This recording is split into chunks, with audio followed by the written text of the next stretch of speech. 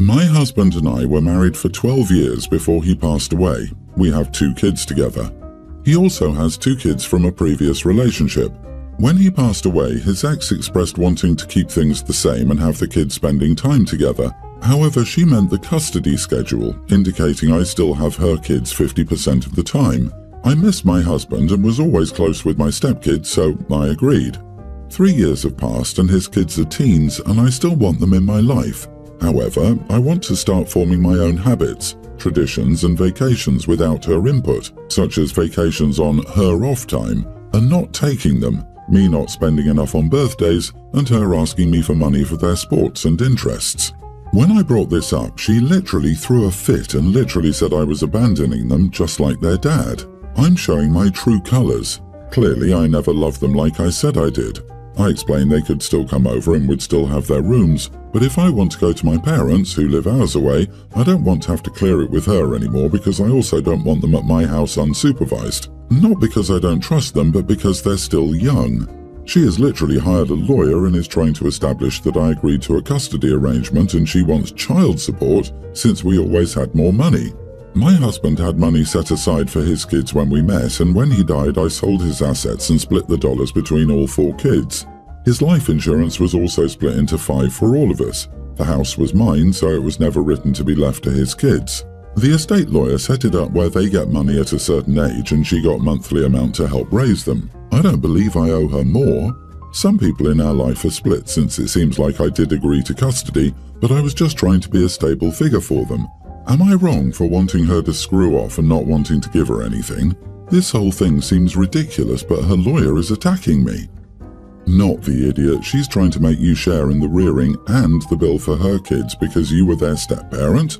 I don't think so, man. You're already being generous, a part of their life actively, and aren't trying to withhold the money left to them by their father.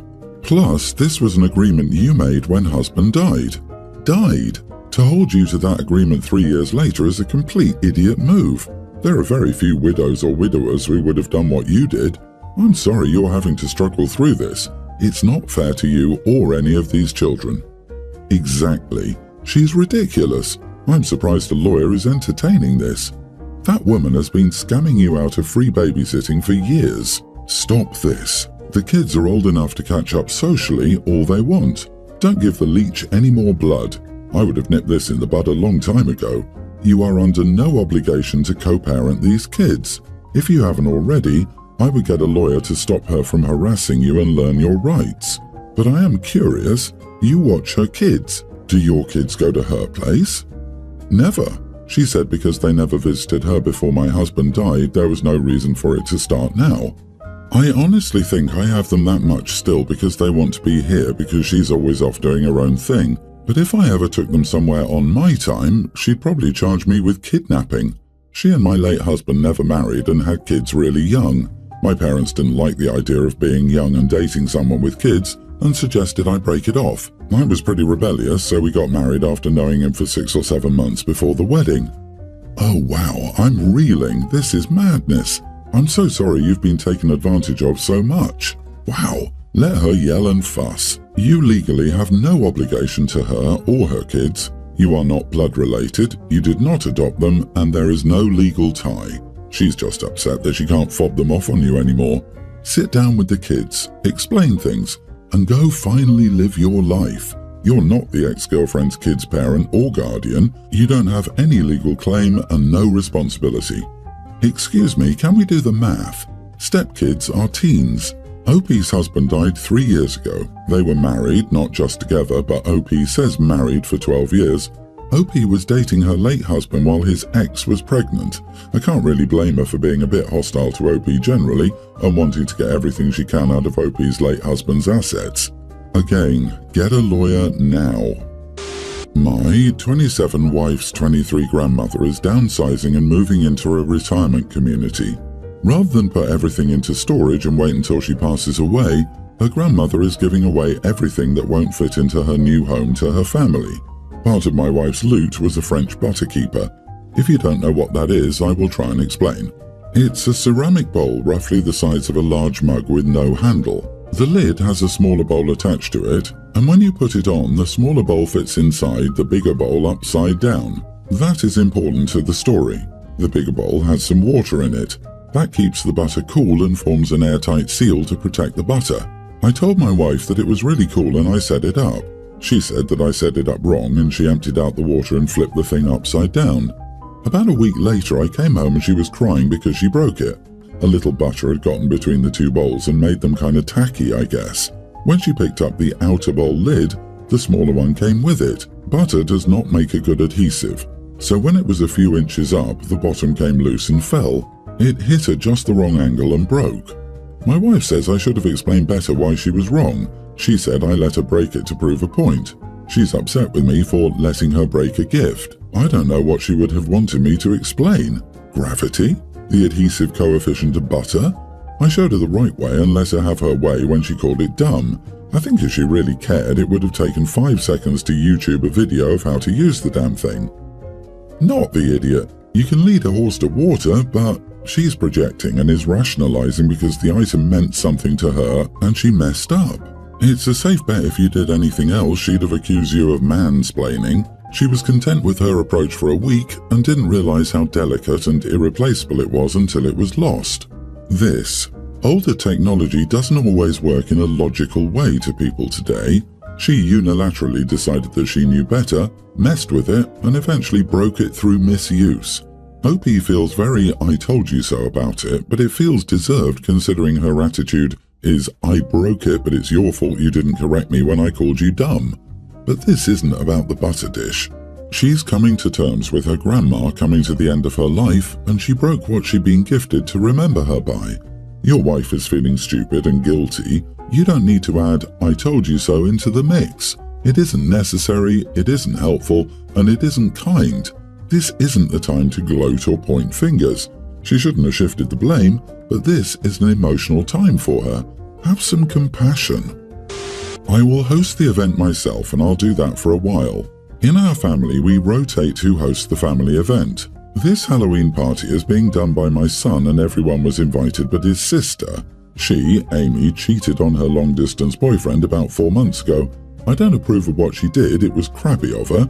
Now my son has taken her cheating personally, extremely personally. I had to tell him shut up about it multiple times. Now today I was talking with her and she didn't know when the party was.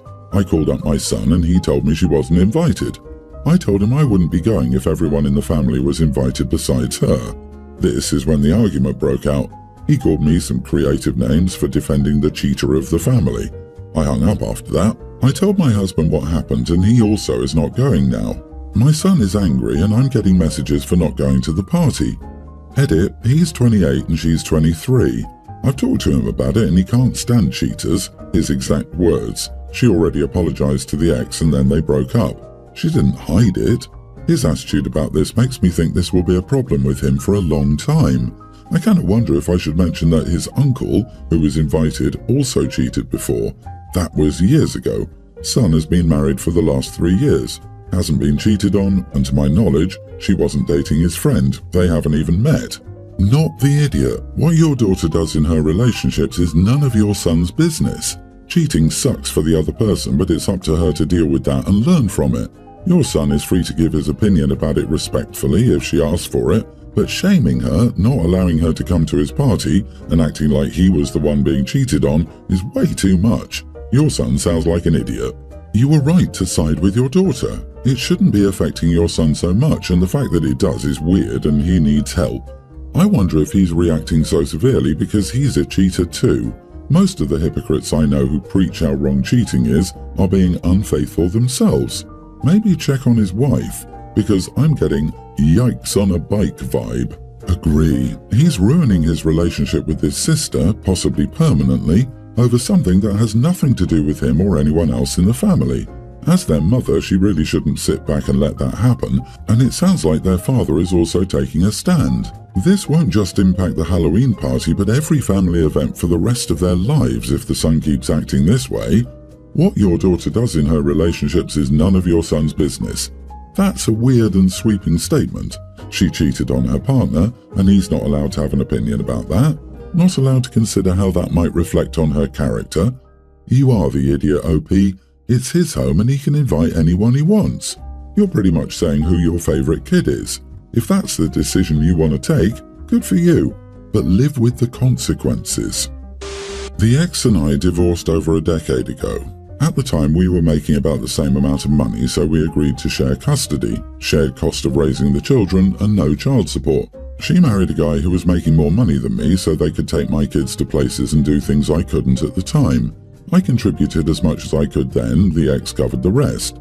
For example, they spent a month in Italy one summer, and all I could afford at the time was to give my kids $1,000 each, and the ex covered the rest. When it came time to buy cars for the kids, we disagreed on buying them new or used cars. Ultimately, I contributed $5,000 per child, and she covered the rest for their new cars. Before the global issue, my brother had a great idea and we started a business together.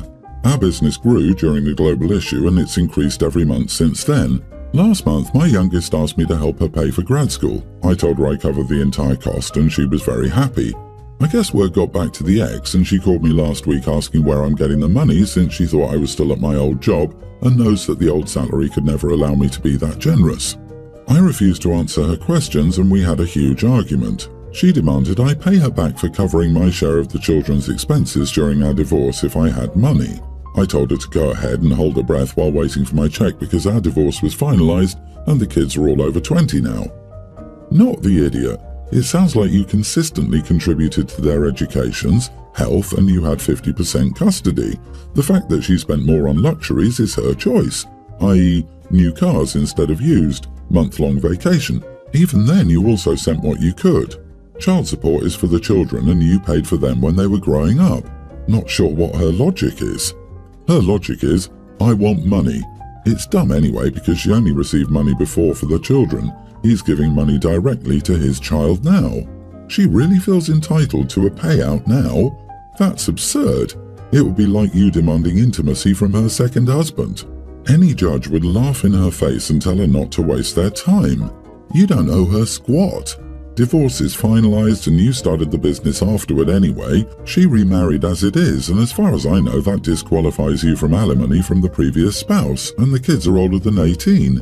Tell her this cash cow is off to greener pastures. My brother, 26, and I, 22 female, have a very rocky relationship with our parents, 61 male and 58 female, to say the least. While my brother was able to move out almost as soon as he turned 18, I've stayed with my parents for financial reasons. Because of this, my brother barely ever calls or texts our parents. Last week, my parents invited him and his girlfriend, 20s, over for dinner. It was supposed to be a peace offering sort of thing. The evening went relatively smoothly, and my parents managed to be civil while they were around.